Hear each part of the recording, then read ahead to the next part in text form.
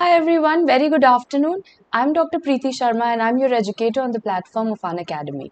Well, we are starting with a new series which is going to be conducted every day in the afternoon at 3 p.m. and this is going to be on the Unacademy's YouTube channel.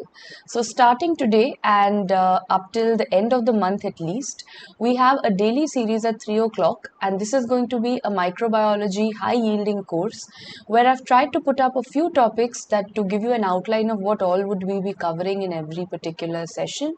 Today's session is going to be stains and non-microscopes. So let me tell you that we are going to cover this with the help of theory along with MCQs. And what MCQs have I got for all of you to practice?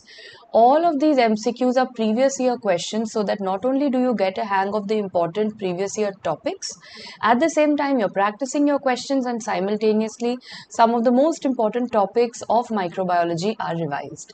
So let's begin. I hope other than that you are also following the early morning schedule that is being conducted on the Unacademy app, and that is the 7:45 a.m. session which we conduct. This is on the app and this is free for everyone to view. Further, there is also image of the day that is posted every day at 10 o'clock on the YouTube channel. So there are approximately 12 or 13 days we've been following this, and definitely it's ongoing. So just 3 minutes every day that you have to spare out of your life for image of the day. It's labeled as IOTD and this will help you revise at least 1 to 3 images every day in this short time. Well, without wasting a single more minute, let's begin with the crash course that we have. And the first topic that we are going to talk about is going to be the staining techniques. So first, I'm going to give you a very quick overview in exactly 7 or 8 minutes. And then I'm going to make you practice all the PYQs that have come on the staining techniques. In microbiology, guys, the first type of staining technique is going to be a simple stain. What do you mean by a simple stain? Simple can be learnt as single. There's only a single chemical that is added. Like only methylene blue is being added, only basic fuchsin is being added. So basically a single stain with no other complex steps, that's a simple staining, which is not something that we carry out very often. What actually we carry out are the other group of stains that I'm going to tell you. So the next one is a negative stain. What is a negative stain? I'll show you with the help of a picture. A negative stain is the one in which the background is stained. So now as you see over here, there's a background which is going to get the stain, and the unstained, like over here, this unstained thing over here, that's the capsule. So that's ended up getting highlighted. So usually what do we do in a usual staining? In the usual staining, we stain the tissue. We stain the tissue and the background is not stained. Here it's negative, here it's opposite. Here I've stained the background and my tissue is coming out to be negative. So the capsule is negative. That's why I called it negative stain, and the examples of this are India ink and nigrosin. India ink stain and nigrosin, and where do we use it? Very commonly this is used for cryptococcus. This is used for cryptococcal meningitis. So for cryptococcus in the CSF samples, meningitis, so CSF samples, we use the negative stain. Coming to the third one, there's something known as an impregnation stain. When do I use the word impregnation? Whenever I'm putting silver in stains, silver compounds and metal in stains, I call it impregnation. And where would I use it? Wherever I'm dealing with very thin structures, which light microscopy without this cannot show me very easily. So what are the thin structures that we are talking about? It could be spirochetes, it could be flagella. These are the two questions that you have, so please learn. Impregnation or silver stains are used for viewing flagella and spirochetes, something that is very, very thin. Coming to the fourth one, there's something known as a differential stain. Differential means it's always going to give you different colors. For example, gram stain. See, gram positive will have a different color, gram negative will have a different color. Acid fast stain. Zn positive will have a different color, negative will have a different color. Albert stain. So all these give you positive and negative, different colors. So I call them differential stains. And let me start off with the first one, and that is the gram staining, which gets you a lot of questions. So first and foremost, the mnemonic that we follow for the gram stain is going to be come in and stain. So guys, please note what is the mnemonic that we shall follow. Come, in and stain. What is the first thing that you put? Crystal violet. So can I say crystal violet is your primary stain, the first thing that you've added. Next is come in, that is iodine. Iodine happens to be the mordant. What is a mordant? Mordant is something that is going to fix the stain that you've put to the tissue. So you know it's a kind of a hammer. That first you've put crystal violet. On top of that you're putting iodine. Iodine is like a hammer which is going to fix that crystal violet over there. So come in and, so you can use alcohol or acetone, and this happens to be the decolorizer. So you see over here that the color is going to go away from some of them. And finally we had come in and stain. So S is going to be safranin. S is going to be safranin. So if someone asks you the order, crystal violet, iodine, alcohol, safranin, what's the final outcome that we get? The outcome that we get is that the gram-positive organisms end up being, they end up being purple or violet. Which stain? This crystal violet. Crystal violet is retained by the gram-positive organisms, whereas the gram-negative organisms, if you see, the gram-negative organisms have turned out to be red or pink, means the gram-negative organisms have got the safranin stain. So why did this happen? When you had put crystal violet initially, both the gram-positive as well as the gram-negative organisms, all of them had taken up crystal violet because you would put this. Then you put iodine, so like a hammer, iodine fixed it there. But when you put decolorizer, did you see that the gram-positive ones still retained their purple color? The gram-positive ones still retained their purple color, but the gram-negative ones, they lost that purple color. Why did the gram-negative ones lose it? A lot of processes are involved, but if you remember, gram-negative organisms have a thinner peptidoglycan layer in their cell wall. They have less of peptidoglycan, so they can't hold back to that crystal violet too well. They let the crystal violet go, so they become empty, they become colorless. So what do you add on top of them for them to get a color?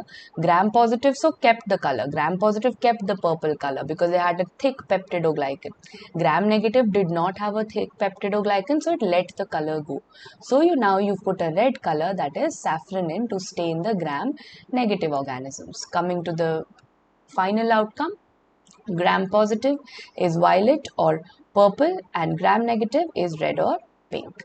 Now there are lots of processes. One of them theories that I've given you is the peptidoglycan layer being thin, and that is why the stain not being retained. But also the lipid content, all of these play a role in the gram staining, and I'll be making you solve a question on that. Moving on to the next type of stain that we have, where you've got carbonyl fuchsin, then heat, then acid alcohol and methylene blue, and that is known as Zn stain. What is the mnemonic for Zn stain? The mnemonic for Zn stain is class has asked mnemonic. So the mnemonic for Zn stain that you have over here is going to be class has asked mnemonic. So let's go by the alphabets that I have. Number 1, C for carbonyl fuchsin. Then if someone asks you what is the primary stain, you will say C for carbonyl fuchsin. Then H for adding heat. So over here heat is acting like the mordant. By heating you are putting that hammering effect. Then you have asked A for acid alcohol, and usually we use H2SO4. Sulfuric acid is what is used commonly. And lastly, we have the second stain, the counter stain, which can either be methylene blue, or it can be malachite green. So the counter stain can either be a blue color stain or it can be a green color stain. So finally, what's your mnemonic for the Zn stain? Class has asked mnemonic. What was the mnemonic for the gram stain? Come in and stain. So guys, when I talk about the Zn stain, there are a couple of alterations that I want to talk about. So when I say that, okay, over here, what's the final outcome? So we will say that the organism has come out to be nice and red. Why has the organism come out to be nice and red? Think again. Class has asked mnemonic. What was the first thing? Carbonyl fuchsin. So when I've added carbonyl fuchsin, that is what is going to make the organism red in color.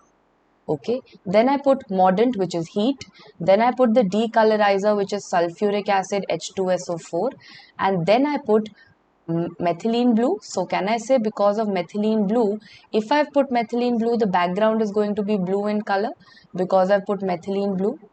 Can the background be green in color? Yes, if I would have put malachite green, the background would have been green in color. So that is what it depends, whether you've put methylene blue or malachite green.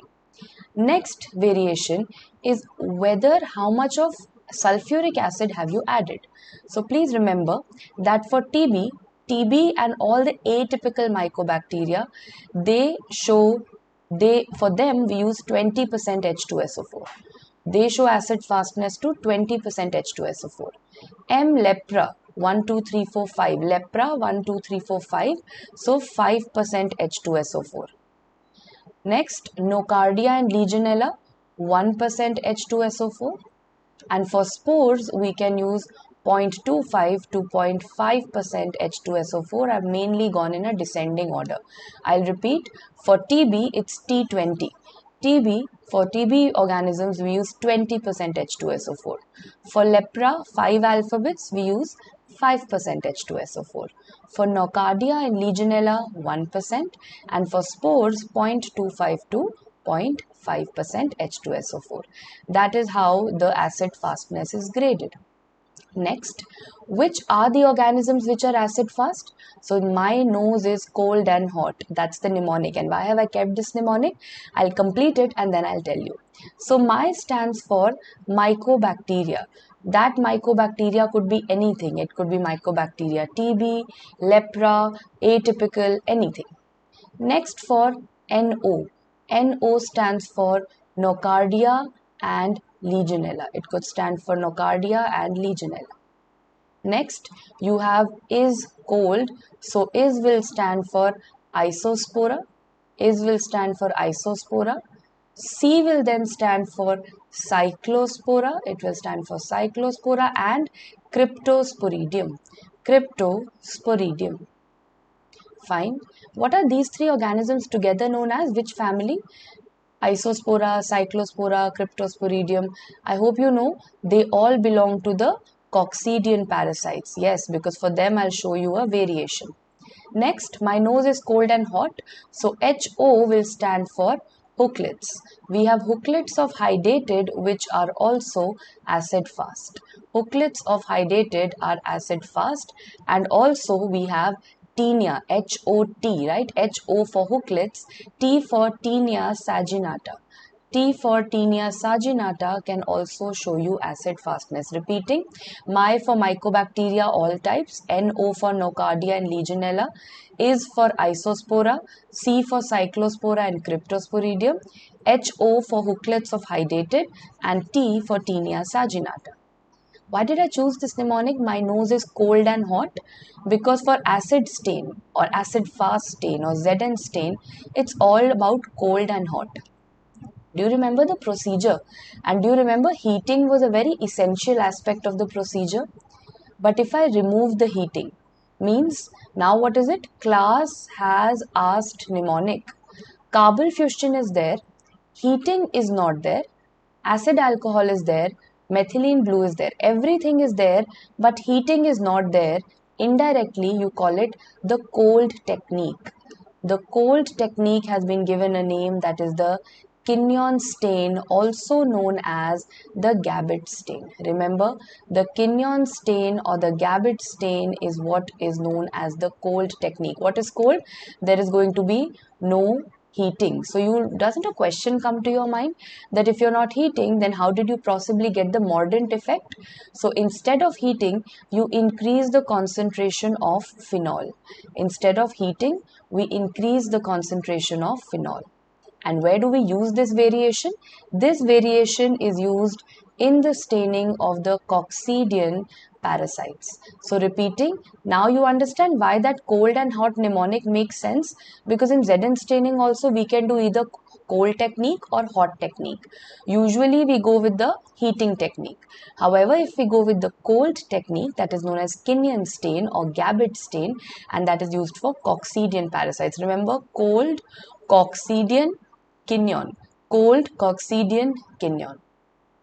Having said that, now let's move on to the next one. But before that, a question. What makes TB, because TB gets you a lot of question, what makes TB acid fast? That up till 20% H2SO4, it's not going to get decolorized. So 20% also it can tolerate. Why?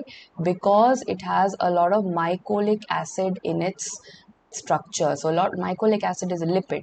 It has a very high lipid content. Because of mycolic acid, TB is acid fast. What do I mean by acid fast? That even on adding 20% H2SO4, it will not give away the color. Up till 20% H2SO4, it will retain the color. Okay, having said that, what's the third stain that we had? We are done with Gram staining, we're done with Zn staining. Now we come to this one, and that is known as Albert staining. So first and foremost, Albert stain is something that is used for staining the volutin granules. Which organism shows you volutin granules? I hope you are remember this from bacteriology. Corynebacterium diphtheria shows you volutin granules. So over here, if you just pick up any bacteria of your choice, very clearly you will be able to see that there is a green color organism, and at the end of the organism, bipolar, at the poles of the organism, there are some granules. So what did we learn? That what has come out to be green? The organism has come out to be green, and what has come out to be purple, blue purple? The volutin granules have come out to be blue purple.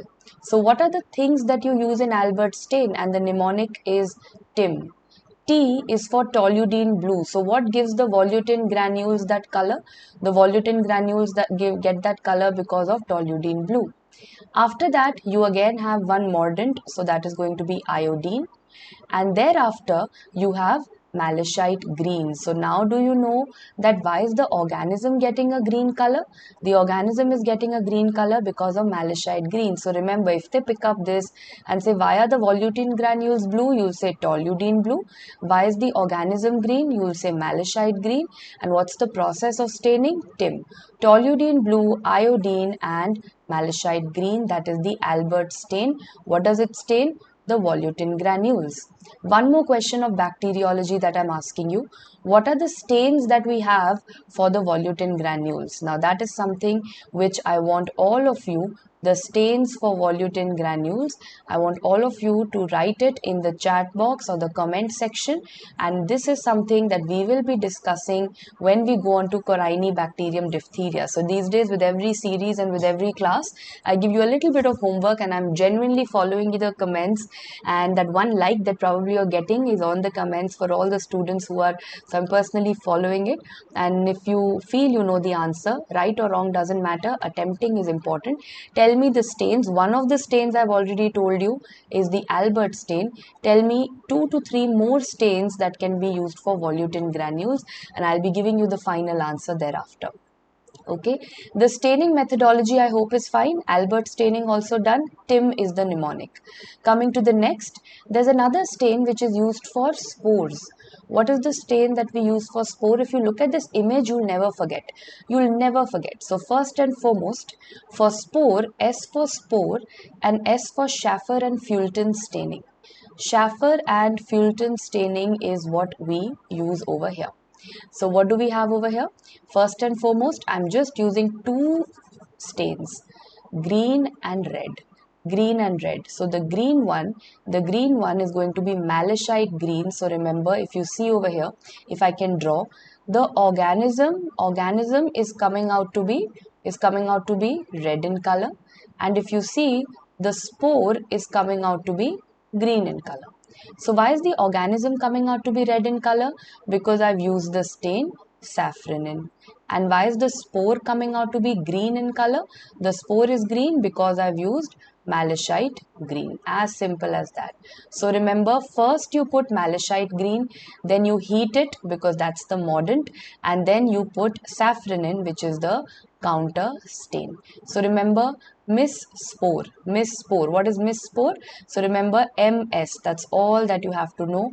For Miss Spore, you have malachite green and you have safranin. And what's the color that the spore is going to take? The spore is going to take the green color everywhere. I hope that's clear, which also tells us, are spores something that pick up a Gram stain? No, they stain very poorly. They appear as empty spaces. They don't pick up the Gram stain too well. Coming to the next, so quick revision for the spores. For the spores, we have the Schaffer and Fulton staining and Miss spores. So remember malachite green and safranin. Coming to the next, what is the stain for a flagella? You don't need to know the entire mordant and the stain. I've only written it for your knowledge. But the main is you have to know the name of the stain. So flagella, try to read it opposite. LF, so Leifson's stain. Leifson and Rieu's impregnation stain is what we use. So flagella, Leifson and Rieu's impregnation stain. If I can ask you very quickly a rapid revision of all the stains, that when we come to Gram stain, the mnemonic was come in and stain. Crystal violet, iodine, alcohol, safranin. When we came to Zn or acid fast stain, it was class has asked mnemonic. That is carbofuscin, heat, acid alcohol, either methylene blue or it could be malachite green. Next, we had something known as the Albert stain. In the Albert stain, we had the mnemonic Tim, toluidine blue, iodine, malachite green. Next, you have stains for the spores. For spores, it is Miss spore, that is malachite green and safranin, and this was the Schaffer and Fulton staining. Schaffer and Fulton staining. Thereafter, we now come to the next one, and that is flagella. And for the flagella, we have the Leifson and Rieu's stain. We have the Leifson and Rieu's stain. I hope this entire summary of all the stains that you need to know should be sorted, because now we begin with MCQs. MCQs are going to take exactly 3 to 4 minutes, because now no description is needed. We just now need to put up the order. So tell me, what is the correct order that you have for Gram staining? For Gram staining, all that you think of is come in and stain. So let me just write it in one corner, come in and stain. So you have crystal violet, iodine, alcohol or acetone and safranin. So option number B, come in and stain, sounds well. Coming to the next question. Next is this. All of the following determine the color of the bacteria in the Gram stain except. So remember Gram positive, Gram negative, I told you maximum role is played by the peptidoglycan. That in Gram positive, the peptidoglycan is very thick. In Gram negative, the peptidoglycan layers are thin. So they definitely have a role. Lipid and the charge also play a role. What does not play a role is the teichoic acid. Do you remember what is the function of a teichoic acid? Firstly, two questions. Teichoic acid is present in Gram. It is present in Gram positive cell wall, and it usually has a role in attachment of the organism.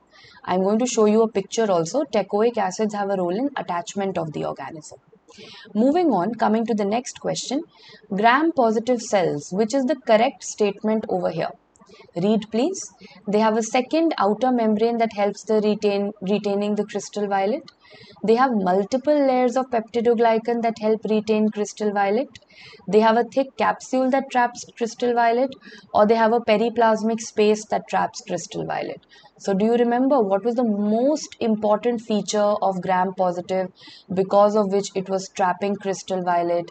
And that was having a very thick layer of peptidoglycan. Again and again telling you, the main reason for Gram positive holding on to that violet color is having a very thick layer of peptidoglycan. So if I can enumerate the cell wall, if you see the cell wall of a Gram positive versus a Gram negative, you see that Gram positive cell wall has very thick peptidoglycan layer, and that is the reason that it retains the crystal violet color. On the other hand, a Gram negative organism has a very thin layer of peptidoglycan, and that is why it cannot retain the crystal violet. I hope everyone is clear with that. Coming on to the next. So again, I'll give you the statement. Which of the following statements is most correct about differential Gram stain? Most correct. Crystal violet differentially stains Gram positive. Does crystal violet, so remember Gram stain, come in and stain? Crystal violet differentially stains gram positive. No, crystal violet will stain gram positive also. It will stain gram negative also.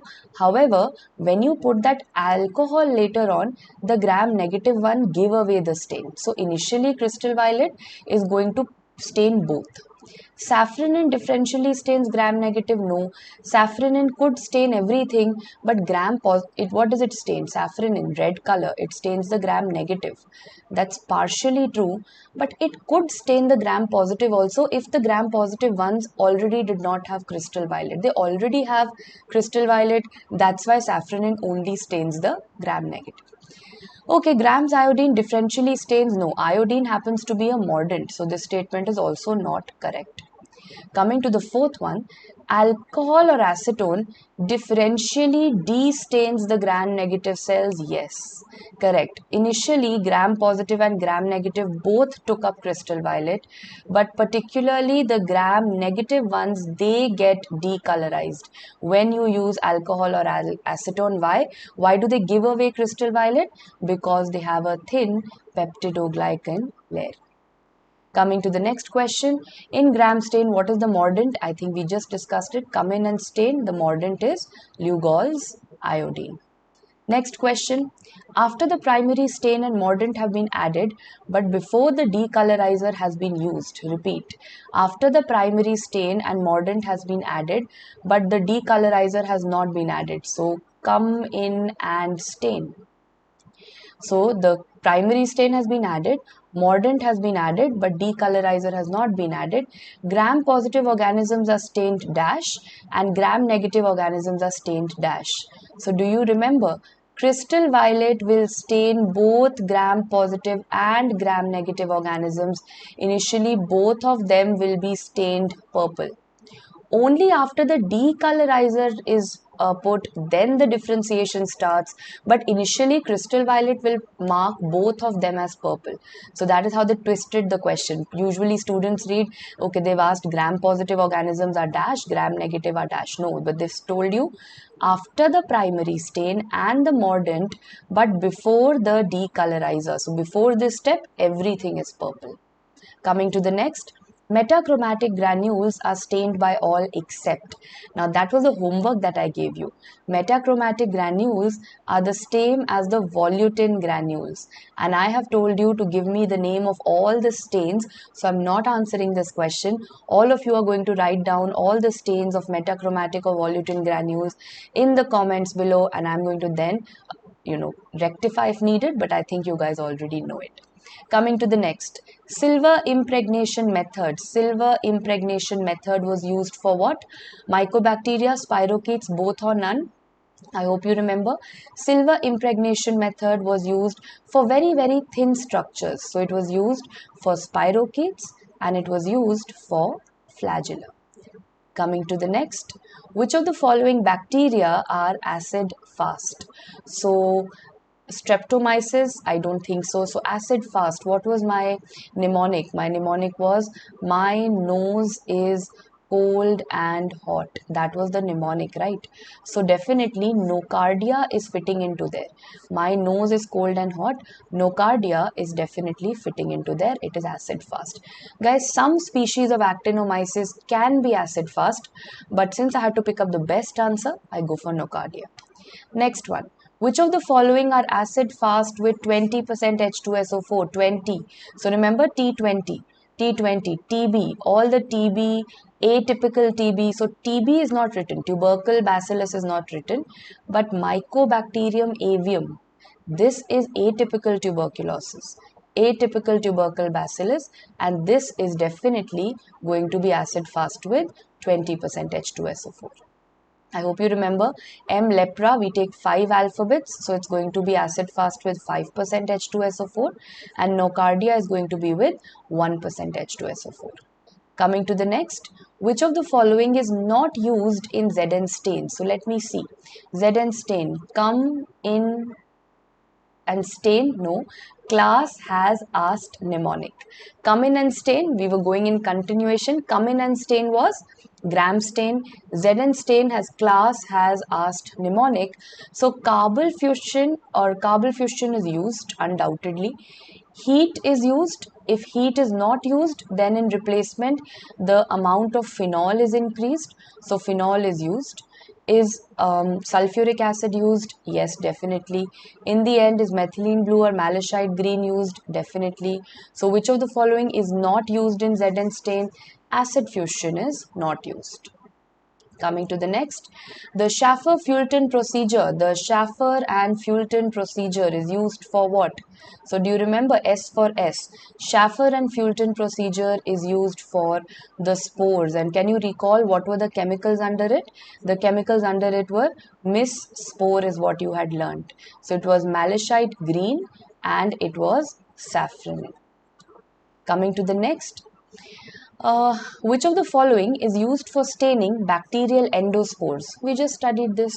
So you know for bacterial endospores it is MS, malachite green. So malachite green and safranin. Safranin as the counter stain. So this is also sorted.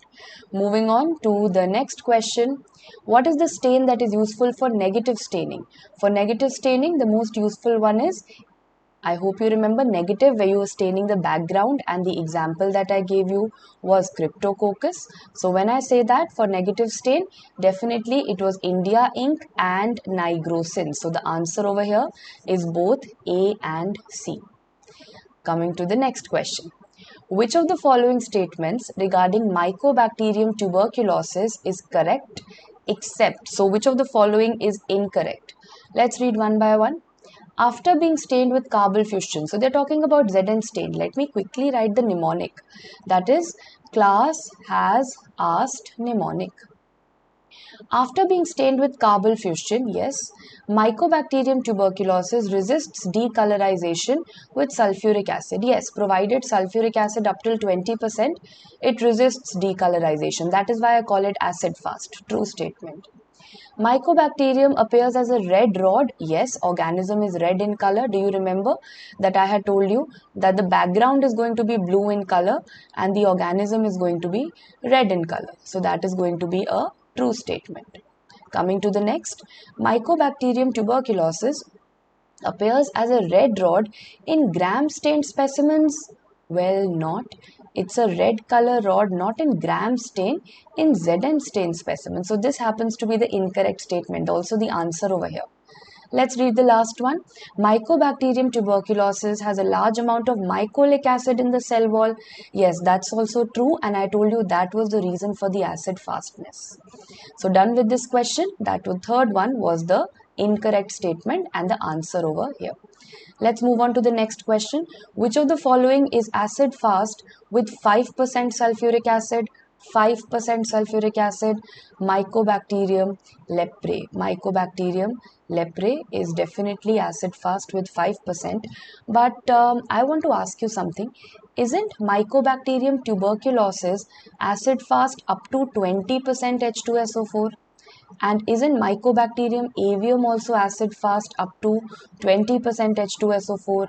So in a way, when I saw the answer all of the above, I realized that 5% is leprae, but up till 20% TB and avium is also there. So all of the above can also be a very good answer in this case, because 5% is just the lower limit.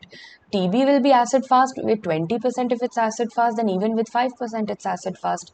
Same for leprae. If it's acid fast with the 20%, it's definitely acid fast with the 5%. So all of the above thereby turns out to be a better answer in this case. Moving on, in the Zn staining procedure, the secondary stain is, that is, class has asked mnemonic. What do you mean by secondary stain? The second number stain that was put. So M, methylene blue or malachite green. Next, in gram staining, all are used except, so come in and stain. Come in and stain. So crystal violet is used. Iodine is used, which is not mentioned here. Alcohol is used, mentioned here. Safranin is used, mentioned here. Methylene blue is not used. So that becomes the answer. Well, almost 25 questions attempted when it comes to stains. I know I decided to keep these as very short sessions. So in this session, I'll only limit myself to the staining procedure. In tomorrow's session, I'm going to include the microscopes that could not be included today. So tomorrow with the genetics, we'll include the microscopes as well, so that we can have genetics has only 4 steps, so we'll easily be able to finish the microscopes alongside. So yes, I'll be sharing the PDF also with all of you of this on the Telegram group. So no need to take down any notes or anything, and just pick up the PDF at 3 o'clock when the class goes live. After that, I'll be sharing the PDF on the Telegram group. Well, thank you for joining. And also, if you have any suggestions on what other topics, I've got a list of the topics that could be should be covered before your exam, but always open to suggestions. So any topic that you feel should be covered and is not mentioned in this list, please write it in the comments below, and we'll incorporate them in one of the classes in between. Apart from that, I hope you are all following the grand test schedule, which takes place every Saturday at 9 o'clock. And also, I hope you are a part. Since 19th of August, there is a full course pathology batch that has started under the Plus platform, where we have classes every alternate day at 5 p.m. Every alternate day, it takes care of your entire pathology that you need for the exam. Also, for the exam going students, your last run towards the September 11th exam is going on with the NEET PG 1 month package. All that you need to do is download the Unacademy app, put in the code PATHO10, subscribe if you want to go in for Plus, otherwise attend the special classes. And for the YouTube, this is the channel where all the future microbiology crash course videos will also be uploaded at 3 p.m. So I'm waiting for the feedback, and I hope all of you like this session. Anything that you want that should be added, deleted, please let me know. Thanks a lot, and hope the afternoon session did not put you off to sleep, has made you more alert. Study well. See you now at 10 o'clock with image of the day, which is going to be a short, again, microbio image only. So yes, 10 p.m. is when we meet again. Thanks a ton for joining in, and have a great day.